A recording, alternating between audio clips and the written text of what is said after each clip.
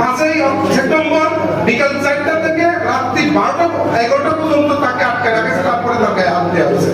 আমি দুঃখের সাথে বলতে চাই যে 11ই আগস্ট 10ই আগস্ট খুলনাতে 20,000-এর অধিক সনাতনীরা আন্দোলন করেছে, কিন্তু 5ই সেপ্টেম্বর 200 সনাতনী সেই আন্দোলন যারা করছে তাকে রক্ষা করতে যায়নি।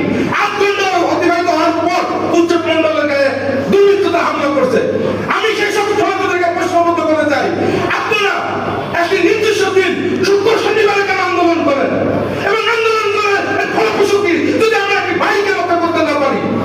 দীক্ষা জানাই সেই সকল মুখোশধারী আন্দোলনরত সনাতনীদেরকে। এবং আপনাদেরকে আমি বলতে চাই, আপনারা শুধু মিটিং মিছিলে সবাইবদ্ধ থাকবেন না, সনাতনীদের অধিকার এবং রক্ষার জন্য আপনাদেরকে প্রথমে রাজপথে নামতে হবে। আজকে আমরা আন্দোলন যদি করি, যদি আন্দোলনের মাধ্যমে আমাদের অধিকার চাই, আমাদের একটি ভাইকে রক্ষা করার জন্য আমাদেরকে এগিয়ে আসতে হবে। আমাদের মন্দির পাককে পাহারা দেওয়ার জন্য অন্য সম্পদের মানুষকে আগে আসবে, আপনারা কেন? যদি আপনি মন্দির পাহারা না করতে পারেন, আপনি যদি দুর্গা পূজার মন্দিরের মতো না দিতে পারেন, আপনার কোনো অধিকার নাই সেই মন্দির করা এবং মন্দিরে দুর্গা পূজা করা। যদি আপনি দুর্গা পূজা করতে চান, নিজের মন্দির নিজের পাহারা দিবেন। আজকে আপনার উপাসনার নয় অন্য ধর্মের পাহারা দেয়, আপনাদের লজ্জা করে না? আপনারা কোথায় ছিলেন? গোবিন্দরা যখন 5ই আগস্ট আমাকে ফোন করে বলে যে রমনা কালী মন্দির, ঢাকেশ্বরী মন্দিরে যেতে হবে, আমরা কোনো কিছু চিন্তা ভাবনা না করে ছাত্র মঞ্চে আমার নেতৃত্বে আমরা 10-12 জন ওই গোলাগুলির মধ্যে রমনা কালী মন্দিরে সন্ধ্যার দিকে এবং ঢাকেশ্বরী মন্দিরে ঘুরে আসি। পরের দিন থেকে আমরা একটি টিম আকারে করে 6 আগস্ট থেকে 21 আগস্ট পর্যন্ত 24 ঘন্টা পাহারা দিয়েছি ঢাকেশ্বরী মন্দিরে।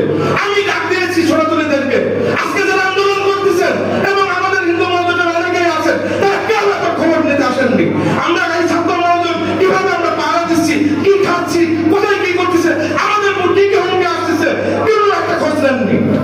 আজকে বড় বড় আপনারা কথা বলেন, আজকে যে সনাতনীরা যারা আন্দোলন করতেছে, মাত্র 2 দিনের আন্দোলন করতেছে, নাম পরিবর্তন করেন 6টা, তাদের কাছে আমি প্রশ্ন রাখতে চাই, আপনারা কি না জানতে আসছেন না আপনাদের সংগঠনকে আগায় নিতে আসেন যে একটা 2 দিনের আন্দোলন করতেছে, আপনারা 6টা নাম পরিবর্তন করেন? আমি সাধারণ মানুষের কাছে প্রশ্ন করতে চাই, এই এই মানে দেখানোর আন্দোলন কেন? আমরা হিন্দু মহাজন বাংলাদেশের গোবিন্দার নেতৃত্বে 2006 সালের 17 সেপ্টেম্বর একই সাথে ছাত্র মহাজন প্রতিষ্ঠা হয়েছে, ওই একই দিনে সান্ত্বনা দাবি আন্দোলন করছে। তখন আজকের কাছে আত্মীয়তা দাবি করছেন, তারা সেই সময় গোবিন্দদাকে এবং আমাদের মহাজনকে হেয় প্রতিপন্ন করছে এবং হাসিয়ে এসে উড়িয়ে দিয়েছেন যে এই দাবিগুলো কখনোই সম্ভব না। আজকে কেন ঘুরে বেড়ে এইগুলোর মধ্যে আসছেন?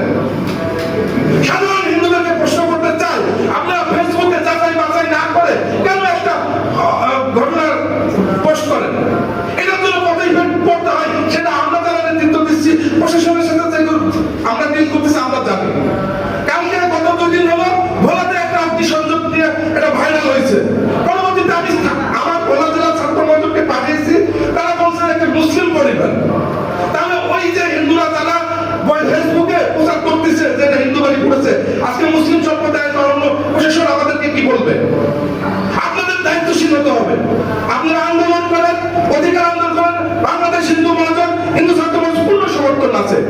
আপনারা মনে রাখবেন, আমরা গল্প করছি ছোটবেলায় যে একটি রাখাল বনের পাশে মোষ তাড়াতে গরু তাড়াতে গেছে, সে প্রতিদিন বলে যে বাঘ আছে বাঘ আছে, গ্রামবাসীরা এসে তাকে রক্ষা করার চেষ্টা করে, কিন্তু দেখে যে বাঘ আসেনি। কিন্তু যেদিন বাঘ আসে সেদিন তো তার গ্রামবাসী আসেনি। তা আমি এটা বলতে চাচ্ছি এই জন্য যে আপনারা 100টা হামলা হয়েছে, হামলা হয় না এটা অস্বীকার করেন নাই, হামলা হয়, প্রতিবারই হয়।